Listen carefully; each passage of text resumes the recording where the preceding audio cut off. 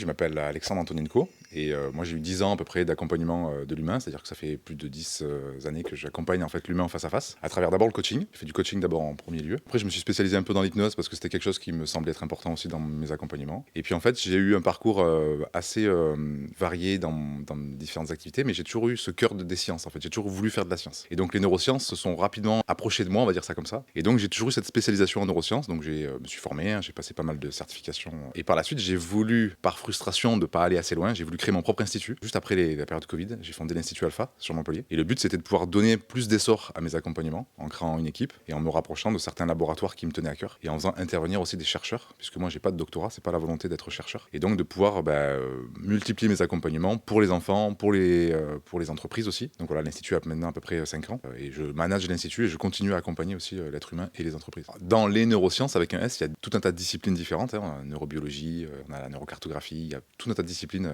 qui s'intéressent en fait au fonctionnement des systèmes nerveux. Le cerveau, le cœur dont je parle dans la conférence, et les intestins, et puis tout ce qui est aussi les nerfs. Donc en fait, on a différentes disciplines. Moi personnellement, ce qui m'intéresse, c'est les comportements humains. Et donc on a une discipline en neurosciences qu'on appelle neurosciences cognitives et comportementales. Et c'est là-dessus que moi je me suis vraiment spécialisé, en tout cas dans mon entourage de chercheurs. C'est de comprendre en fait ce qui se passe dans le cerveau et qu'est-ce que ça induit comme comportement humain. Et inversement, quels sont les comportements qui peuvent, par effet montant, avoir des effets sur le cerveau. Donc les neurosciences cognitives et comportementales, elles ont cette capacité de finalement comprendre quels sont nos comportements. Et c'est là-dessus que moi je m'appuie en fait, dans nos recherches entre guillemets. Au départ, effectivement, on pensait que le cerveau c'était un peu le centre de commande. Sauf que bien plus tard, on a découvert qu'il y avait aussi des neurones dans le cœur et aussi des neurones dans l'intestin. Et c'est là qu'on a commencé à s'intéresser à la relation entre les trois. Et on s'est rendu compte qu'en fait le cerveau, oui, c'est un cerveau de commande, mais finalement c'est pas tant le cerveau prioritaire quoi. Parce qu'en fait il se sert des deux autres systèmes nerveux qu'on appelle intracardiaque et entérique, donc les intestins, pour alimenter tous ces neurotransmetteurs, pour avoir des centres de décision différents et autres. Donc il y a vraiment une relation très importante et c'est ce que j'explique dans cette conférence en fait. C'est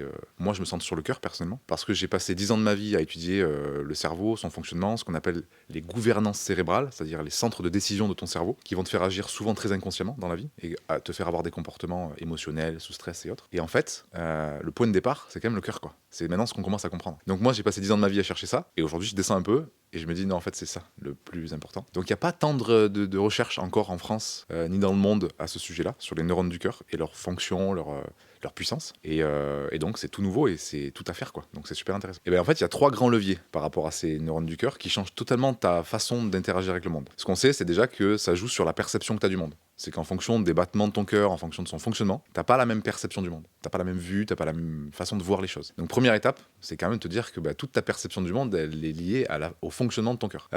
Ensuite, la deuxième chose, c'est qu'on sait aussi qu'il y a une relation du temps qui est différente. Pas une gestion, une relation. En fonction, encore une fois, du rythme de ton cœur, de son fonctionnement, la perception que tu as du temps, elle n'est pas la même. Donc, perception, le temps, quoi. C'est énorme, en fait. Donc, il y a plein d'études là-dessus, hein, sur la perception du temps. Quand on est amoureux, par exemple, le temps passe beaucoup plus vite que quand tu fais des choses que t'aimes pas, quoi, tu vois. Et après, il y a une autre relation qui est intéressante, c'est l'anticipation dans la prise de décision. On sait que si on te passe des images en fait chargées très émotionnellement, vraiment chargées fortement émotionnellement, avec des trucs vraiment horribles, et qu'on te demande d'appuyer sur un bouton avec un algorithme aléatoire, t'appuies sur le bouton mais tu sais pas quand l'image va apparaître. Et on détecte ce qui se passe au niveau du cœur et du cerveau. Et bien avant même que l'image chargée fortement émotionnellement apparaisse, ton cœur il ralentit son rythme avant même que l'image apparaisse. Donc ça veut dire qu'on a une forme d'intuition, une espèce de capacité intuitive de savoir ce qui va se passer avant même l'événement. Donc tu vois, il y a 3 grands leviers déjà sur lesquels on s'appuie aujourd'hui, mais je suis sûr qu'on va encore découvrir plein de choses encore sur ce cœur. Quoi. Moi, j'explique qu'en fait 3 grandes sagesses dans cette conférence. Je m'appuie sur les sciences déjà, c'est pour vraiment essayer de comprendre et d'avoir une pédagogie pour expliquer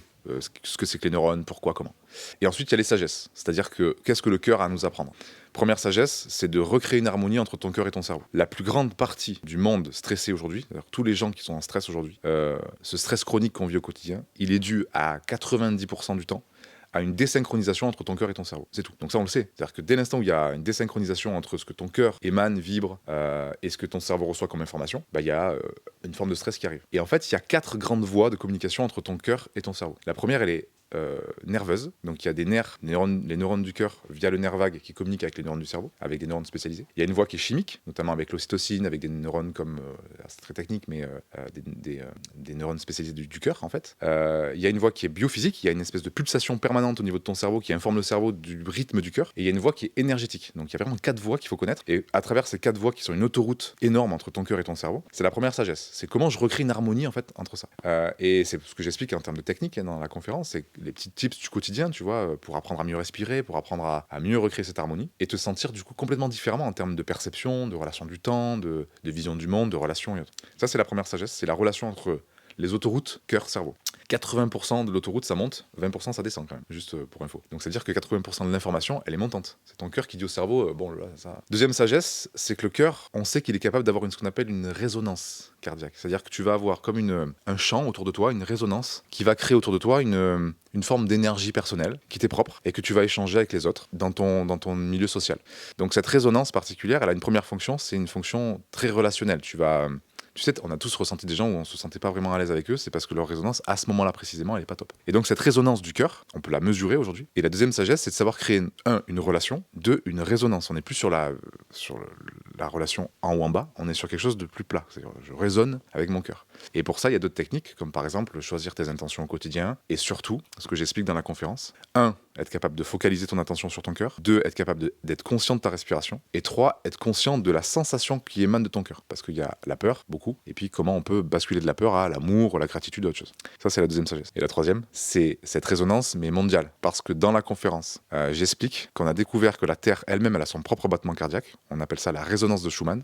Et cette résonance de Schumann, elle a un lien avec le fonctionnement de notre cœur. C'est-à-dire que si cette résonance, elle change, nous, on va inconsciemment le ressentir. Et inversement, si nous, on se branche en termes de résonance sur personnel, en termes de résonance ou groupée d'ailleurs, mais c'est pareil, on peut influencer aussi mondialement cette résonance et donc ce battement du cœur de la Terre. Donc ça, c'est encore la troisième sagesse, c'est quelque chose de plus global en fait en soi. Et c'est ce qu'on a fait. On a fait ce chant vibral hier où on a fait chanter le public. C'était juste énorme et j'ai ressenti un truc, bref, qui a failli me faire pleurer, mais bon. Je vais donner un premier pas pour chaque autoroute, c'est pas mal. Donc le premier pas nerveux, pour l'autoroute nerveuse, le premier pas, le plus simple en fait, c'est d'être conscient au quotidien de la respiration qui est la mienne. Tu vois, par exemple, là, je suis en train de te parler. En même temps, j'ai une certaine conscience quand je te parle dans la prise de parole. On le sait, on l'a appris, il faut que j'ai conscience de ma respiration. Donc on le fait dans la prise de parole, mais il faut le faire au quotidien. Il y a plein de techniques qui existent à la cohérence cardiaque et autres, mais c'est pas nécessaire de s'arrêter dans la vie et d'apprendre à respirer sur des moments courts, je veux dire ça comme ça. La pratique, il faut qu'elle soit consciente au quotidien. C'est le plus souvent possible comment je respire en fait. Parce que cette respiration, elle va engendrer ce qu'on appelle un tonus vagal. Quand j'inspire, mon cœur accélère un peu. Quand je souffle, mon cœur ralentit un peu. Donc ça crée ce qu'on appelle un tonus vagal, une différence entre l'accélération du cœur et la décélération du cœur. Plus le tonus est important, plus ton cœur il va être tranquille. Tu vas avoir une espèce de relation qui va dire au cerveau, franchement, c'est cool. Sauf que nous, on fait ça au quotidien. Et comme on est dans une respiration haletante, en fait, qu'on appelle très haute, et très automatique. Du coup, forcément, ça crée des décalages entre cette relation nerveuse. Donc, les neurones du cœur, ils fonctionnent avec le nerf vague. Il faut détendre le nerf vague. Et pour ça, première technique simple, c'est être conscient au quotidien de comment je respire. La relation chimique, c'est le lien avec l'ocytocine. Alors là, c'est intéressant parce que c'est pas... L'ocytocine, elle vient pas du cœur, elle vient du cerveau. Et donc, il faut apprendre à ton cerveau à envoyer de l'ocytocine dans ton cœur. Et quand ton cœur reçoit de l'ocytocine, il y a des études aujourd'hui qui montrent que ton cœur guérit, en fait, de ses traumas, de ses blessures et autres. Et pour ça, il y a 3 clés que je donne, qui sont les 3 C. 1, le contact comme on fait aujourd'hui, là on est en contact toi et moi, on discute, on échange, ça crée de l'ocytocine, on se sent bien parce qu'on échange de quelque chose. Donc le contact humain il est extrêmement important, ça peut être l'écoute, ça peut être les câlins, ce que tu veux, mais créer du contact humain c'est important. 2, ça va être tout ce qui va être de l'ordre, encore une fois, des compliments et des cadeaux. Si je te dis par exemple, franchement mec, cette interview, mais je le kiffe de ouf, c'est trop bien ce qu'on fait ensemble. Ben là, tu viens de te sentir bien, et moi aussi. Et ça, on le fait pas. Tout à l'heure, j'étais à l'hôtel, et je disais à l'hôtel, franchement, votre hôtel, il est top, et c'est un compliment à la con, mais la personne se sent bien. Et ce qu'on sait, c'est que quand tu fais un compliment, toi, tu fais plus d'ocytocine que la personne. Donc plus tu donnes des compliments à des personnes simples, et plus tu te sens bien avec toi-même. Et tu crées une relation harmonieuse entre les deux. Et le dernier C, super important, c'est la contribution. C'est la capacité que tu vas avoir à contribuer sur un petit espace s'il faut, mais ou sur un grand espace, dans le monde. C'est quelle est ma contribution au quotidien. Et quand tu fais ça, tu te fais du boost d'ocytocine tout le temps. Et en fait, ça crée une relation montante positive, une relation descendante positive. Après, tu as la troisième voie, qui est la voie biophysique, c'est-à-dire le pouls de ton cœur, il informe le cerveau de comment ton cœur bat, en fait. C'est comme si tu prenais ton pouls, ton cerveau, en fait, on a remarqué qu'il reçoit une petite pulsation qui informe comment ton cœur fonctionne. Pour ça, ce qui est très intéressant, c'est d'apprendre effectivement à être le plus calme possible, c'est-à-dire à revenir à des états de calme quotidiennement. Et moi, ce que j'explique, c'est la technique la plus simple, c'est s'extraire du monde le plus souvent possible. Revenir avec soi. T'extraire du monde et aller dans la nature où tu veux, mais de développer ce que j'appelle un cocon. Un cocon dans lequel tu vas être calme, en dehors du monde. Sans tes soucis, sans tes tracas. Cet instant-là, que tu dois prendre une fois par jour ou une fois par semaine minimum, c'est ton endroit à toi dans lequel ton cœur va se dire ok, je me relaxe. Et là, tu crées une harmonie biophysique. Et ensuite, il y a une technique qui est très simple aussi, c'est que, alors je suis même pas emmerdé, je vais tenir le micro comme ça. Tu prends ton pouce gauche qui est relié nerveusement aussi au cœur. Et je l'explique dans la conférence, tu attrapes ton pouce comme ça, et tu attends quelques secondes, et tu vas sentir une petite pulsation à l'intérieur de ta main. Logiquement, tu sens la pulsation de ton cœur. Faut pas serrer trop fort, faut pas serrer, mais tu attends que la pulsation arrive. Et tu fais ça pendant 1 minute. Et en fait, ça a une incidence qui est biophysique, c'est que ton cœur va, par ce lien entre le pouce et le cœur, tu sens la pulsation ou pas. Cette petite pulsation que tu sens, elle va s'intensifier de plus en plus, jusqu'à presque devenir douloureuse à un moment donné. Et quand ça devient un peu douloureux, t'attends un peu pendant 1 minute, et tu verras qu'en fait, ça va calmer le cœur. Le cœur va se calmer tranquillement. Le calme, et il y a plein de techniques qui sont des techniques aussi ayurvédiques ou de pression, d'acupression. Et évidemment que le calme est très important. Et exactement, on sait aussi que l'activité physique est importante pour ce rythme biophysique. On en parle tout le temps, le sport et autres. Et la 4e voie qui est énergétique, alors là par contre, c'est la plus importante. Parce que justement, on sait qu'au niveau énergétique, les neurones de ton cœur, dans leur fonctionnement, ils sont 5000 fois plus puissants que ceux du cerveau. Donc en fait, cette voie, c'est comme si tu avais 3 voies, plus une voie qui fait l'équivalent de 20 ou 50 autres, quoi. Donc la voie énergétique, c'est celle qui est le plus impactée aujourd'hui dans le monde, parce que cette voie, elle fonctionne avec 2 énergies, la peur ou l'amour, point barre. Le cœur, il fonctionne que comme ça en termes d'énergie. Soit je suis dans la peur, soit je suis dans l'amour. Et après, tu mets tout ce que tu vas avoir derrière, hein. La peur, ça peut être l'angoisse, l'anxiété, ce que tu veux. Donc si tu es centré sur des intentions, parce que c'est ça la clé, c'est l'intention. Si tes intentions, elles sont braquées sur la peur, parce que j'ai peur de pas réussir, j'ai peur d'échouer, j'ai peur d'être critiqué, j'ai peur... et tu crées une intention d'absolument répondre à cette peur, bon ben là c'est mort. Parce que du coup, l'autoroute, elle te dit ce qui vibre, c'est la peur. Donc toutes tes pensées vont être empreintes de peur, toutes tes actions vont être empreintes de peur, et tous tes résultats vont être en lien avec cette énergie-là. Donc on te dit toujours, calibre ton intention. C'est quoi ton intention? Tu vois, je suis avec toi là. Avant qu'on démarre la vidéo, je me suis dit, c'est quoi mon intention? Et je me suis dit, ok, c'est d'être fun, pédagogue et cool. Voilà. Et j'ai posé mon intention. Mais si je me dis, oh putain, attends, il va me filmer, alors il faut comment je veux... Et c'est mort, je vais être dans la peur et ça va se sentir. Donc je me dis, ok, c'est quoi mon intention? Bah, d'être fun. Ok, ben on va être fun. Tu vois. Et ça marche super bien. Parce que tu es dans l'énergie du fun. Donc voilà, il y a respiration, les 3 C dont j'ai parlé, le calme et l'intention d'amour, quoi. S'il y a un message, en fait, c'est vraiment de comprendre qu'il faut sortir, ce que moi j'appelle l'ego, c'est-à-dire la pensée, la réflexion, la logique, tout ce qui est de l'ordre du mental, en fait. Que moi j'appelle l'ego parce qu'en fait, en face, j'y mets l'écho. Donc l'idée, c'est de sortir de cet ego qui réfléchit, qui pense, qui essaie de comprendre et qui sait rien, en fait. Parce qu'on sait qu'aujourd'hui, notre cerveau, il est capable de traiter à peine 1%, même pas, de la réalité totale, quoi. C'est que ce que tu crois être la réalité, c'est que dalle, en fait. Tu sais même pas ce que c'est. Quand tu descends en profondeur, tu te rends compte qu'il y a des trucs que tu comprends pas. L'ego, il essaie de comprendre, il essaie de s'identifier, il essaie tu vois, et c'est lui qui te stresse en fait au quotidien. Parce que l'ego, il est dans l'argent, parce que l'ego, il est dans la possession. Quand tu es dans l'écho, c'est plus pareil. Donc tu te recentres à l'intérieur et tu te dis, mais en fait, comment moi je vibre dans le monde? Comment je vibre avec toi aujourd'hui? Comment je vibre avec la conférence, avec les autres, avec ma famille, comment je vibre moi? Comment je suis dans... Il est comment mon écho à moi? Ok. Ça change toute la donne. Moi, ça a changé ma vie, quoi. C'est que du coup, ben, c'est comme si ce monde-là était beaucoup plus malléable pour toi. Il n'y a plus de maîtrise. C'est plus, ok, moi, je vais te montrer comment je vibre. Et du coup, ben, en fait, toute la relation, je me rends compte, en fait, au fur et à mesure de mes accompagnements, que ça change toute la perception que tu as et les capacités que tu as. C'est le mot que je cherchais. Sortir de l'ego pour rentrer dans ton écho. Ouais, il y a eu un effondrement total de moi-même, en fait. C'est-à-dire que, comme je l'expliquais, moi, j'étais agriculteur avant. J'étais pas du tout dans ce monde-là, en fait. Donc, j'avais une exploitation agricole avec mon père. Et bizarrement, j'aimais ce que je faisais, tu vois, j'ai m'éclaté dans ce que je faisais, quoi. Mais au fond de moi, j'avais certaines émotions, certaines sensations qui me disaient, c'est pas ta voix, quoi. C'est bien, tu t'éclates, mais c'est pas ta voix. C'est pas ça. C'est pas ton dharma, quoi, comme on dit. Donc j'ai repoussé, les émotions se sont intensifiées, je sentais que j'allais pas bien et que voilà, et que ça allait pas, et que je voulais pas continuer en fait, mais je continuais parce que évidemment, je gagnais bien ma vie.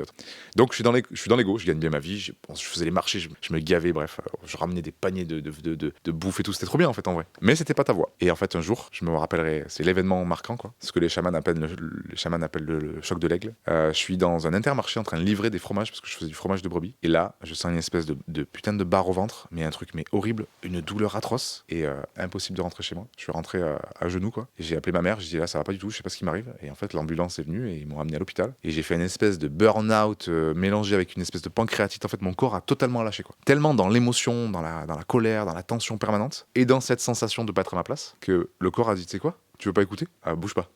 Et là je me suis retrouvé je me suis réveillé après presque évanoui, hein, à l'hôpital, avec le tu sais, pip, pip de mon cœur, pip. Et je me suis dit, attends, j'ai 33 ans, c'est quoi ce bordel? Et j'ai eu la chance d'avoir un docteur qui m'a dit, bon, on a fait des analyses, ce qui vous arrive, c'est dû à deux choses, soit l'alcool, et c'est pas votre cas, parce qu'on a fait des analyses et vous buvez pas, soit va falloir vraiment apprendre à gérer vos émotions, monsieur Antonenko. Et quand il m'a dit ça, en fait, pouf, ça a fait le déclic qui a changé ma vie. 10 jours après, je rentre chez moi, j'arrête tout. Je vends toutes mes parts, j'arrête l'exploitation, j'ai tout vendu. En 3 semaines, c'était réglé. Je te dis pas, je te dis pas l'ambiance à la maison. Bref, et je cherche. Et je dis, c'est quoi une émotion? C'est quoi ce bordel, quoi? Qu'est-ce qui s'est passé, quoi? Et de fil en aiguille, je rencontre des chercheurs, des conférenciers, et je me dis, c'est ça que je veux faire. Et là, ton cœur te dit, ah, c'est ça que tu veux faire, voilà, c'est ça, tu vois. Et donc, j'ai appelé des conférenciers, je les ai rencontrés, comment tu fais, t'es où? Et j'ai commencé, je suis retourné à Paris, je me suis formé sur Paris, et 3 ans de formation, et après, j'ai lancé mon activité. Et ça a été vraiment de coq à l'âne, quoi. Je suis passé agriculteur, conférencier, quoi. Ça n'a rien à voir, quoi. Voilà. Et aujourd'hui, je suis là, et je suis fier d'être là devant toi et de faire cette interview. Le bonheur, pour moi, selon ma propre perception, c'est un sentiment qui est très fort. C'est le sentiment que tu as dans une expérience, dans un contexte, ou dans ta vie en général, ou avec une personne, tu as ce sentiment d'exister. En fait, exister, c'est quoi? En latin, on te dit, exister, ça vient de ex sistere, c'est être à l'extérieur. C'est comme si ton âme, en fait, à ce moment-là, elle avait l'impression d'être pleinement existante, en fait, et qu'elle vit l'instant fortement. Donc on est allé plus loin, en tout cas, je suis allé plus loin dans c'est quoi le sentiment d'exister? Pourquoi avec toi maintenant j'ai ce sentiment d'exister et que en fait c'est comme si autour de cette pièce il n'y avait plus rien. Tu vois, je suis focalisé dans ce que je te dis et j'ai ce sentiment d'exister à travers ta vidéo, à travers toi. Pourquoi? Parce qu'en fait à ce moment-là, si tu devais observer ton cœur exulte. C'est-à-dire que quand tu as ce sentiment d'exister, ton cœur, il exulte. C'est comme si ton cœur, en fait, se gonflait d'amour du moment, quoi. Et c'est quand ton cœur, il exulte, que tu te dis, putain, j'existe, quoi, c'est trop bien, ah ouais. Et toute la relation que tu as au monde, elle change. Le goût d'une pomme, elle est différente quand ton cœur exulte. Quand on rencontre une personne que t'aimes au plus profond de toi-même, et qu'avec cette personne, tu sens que ton cœur, il a explosé, ben en fait, le moindre événement, le moindre truc, t'as l'impression que, ah, c'est trop beau, regarde, oh, regarde. Tu vois, c'est ça le cœur qui exulte. À ce moment-là, t'existes. Mais nous, comme on n'est pas dans le cœur, qu'on est dans le cerveau, on n'est pas dans le bonheur. On cherche le bonheur. On essaie de comprendre le bonheur. C'est quoi? Il est où? Comment je peux faire? Non, non. Le bonheur, c'est quand ton cœur, il exulte et que tu es dans cette énergie pleine de putain, j'existe. Et pour ça, eh ben, il faut commencer à trouver doucement les moments où tu existes. Par quoi tu existes? Qu'est-ce qui te fait exister? Est-ce que c'est danser, chanter, être avec des amis? C'est quoi qui te fait exister? Et cultiver ces moments-là. Parce que le bonheur, il n'est pas tout le temps. Il est là de temps en temps pour te rappeler au fait que t'es un être qui est là sur cette planète et que t'existes. T'existes à travers quoi? Donc c'est ça. Pour moi, c'est ça. Le premier pas que je donnerais, c'est comme si tu pouvais regarder le monde. Tu sais, quand on dit prendre de la hauteur sur le monde, c'est comme si tu imaginais qu'en fait, tu vois les gens, le monde à partir de là. C'est-à-dire que moi, tu vois, j'ai eu des expériences très intéressantes où je discutais avec des gens dans les réseaux, dans les soirées et tout. Je discute et tout a l'air parfait. La proposition du gars, il me veut m'interviewer pour une conférence et tout. Tout a l'air parfait. Sauf que, ici, j'ai une sensation qui est, c'est pas pour toi. C'est comme si là, je savais que c'était pas pour moi, mais mon cerveau me dit, ah, ça va être trop bien, putain, le mec, il a un réseau de fous et tout, apparemment, il a de la thune, il est bien habillé et tout. Tout est décrypté parfait, mais lui te dit, non, mec, c'est pas pour toi. Moi, je réponds oui, j'y vais, et je me retrouve dans une espèce de traquenard. Je me retrouve dans une espèce d'hôtel bizarre. Le gars, il me parlait, et toutes les 2 secondes, il avait une sacoche, il mettait la main dans sa sacoche comme ça, il me regardait, il me disait, oui, alors du coup, et il cherchait un truc, tu vois, et au bout d'un moment, je me dis, mais c'est quoi ce délire? Et là, je comprenais rien. Et lui qui était là, qui disait, ah, ah, ah, ça, je t'avais dit. Et ce moment-là, je me suis dit, non, mais plus jamais, j'écoute mon cerveau. Plus jamais. Parce que j'ai dit au gars, j'ai dit, attendez, qu'est-ce que vous cherchez là? C'est quoi? Je comprends pas ce que vous dites en fait, c'est quoi? Et j'étais obligé de partir tellement j'étais mal à l'aise, tu vois. Donc le conseil le plus simple, c'est si tu pouvais regarder le monde, les gens avec ça, tu sens quoi? Qu'est-ce que tu sens en fait dans ton cœur? T'as une décision à prendre entre 2 choix importants, ferme les yeux et dis-toi, ok, je fais ça, je sens quoi? Si je vais là, je sens quoi? Ok, je vais là. Et c'est super simple. Par contre, il faut prendre conscience que maintenant, l'idée, c'est prendre la hauteur et oublie tout ça. Tu l'oublies, ça n'existe plus. On appelle ça la vision sans tête. Tu ne vois plus sans tête, enfin, t'as plus la tête. Ton corps s'arrête là et tu vois le monde comme ça. Ok, et ben franchement, c'est énorme parce que du coup, tu te crées des relations qui sont top, quoi. Voilà. Donc c'est mon conseil. Voir le monde à travers ça. Et non plus raisonner, R-A-I, ne raisonne pas, mais raisonne avec un E accent aigu. Raisonne, c'est comment tu raisonnes en fait, tu vois, tu me suis? Voilà, c'est mon conseil. Pour le coup, je suis pas quelqu'un qui est beaucoup connu la gratitude. J'ai toujours été un insatisfait dans ma vie. Je change, hein. Je fais mon travail personnel aussi, et c'est vrai que j'ai toujours fonctionné à l'insatisfaction. Pour le coup, la rencontre avec Julien, elle a été vraiment très intuitive, très fortuite. J'ai tout de suite compris que dans mon raisonnement R-E accent aigu, c'était clair. Et pour le coup, c'est la première fois où vraiment je ressens une putain de gratitude d'avoir été là, qui m'ait fait confiance, d'avoir vu le regard après la conférence, avec sa validation pour la conférence. Bref, j'ai vraiment, pour le coup, sur ce week-end, je savais que ça allait être un week-end marquant pour moi. Je savais qu'il allait se passer quelque chose sur ce week-end. J'attendais Arcachon avec impatience parce que non seulement c'était une nouvelle conférence pour moi, c'était la consécration aussi de l'honneur que Julienne me donnait d'intervenir. Et donc voilà, je voulais que ce soit un événement qui était... Je savais que ce serait marquant. Donc voilà, c'est la première fois où vraiment j'ai une profonde gratitude. L'équipe, fantastique, ils ont été top, vraiment. L'organisation, évidemment, magnifique, mais pour le coup, ça donne envie de revenir, quoi. Donc merci à tout le monde et franchement, merci à Julien aussi pour sa confiance.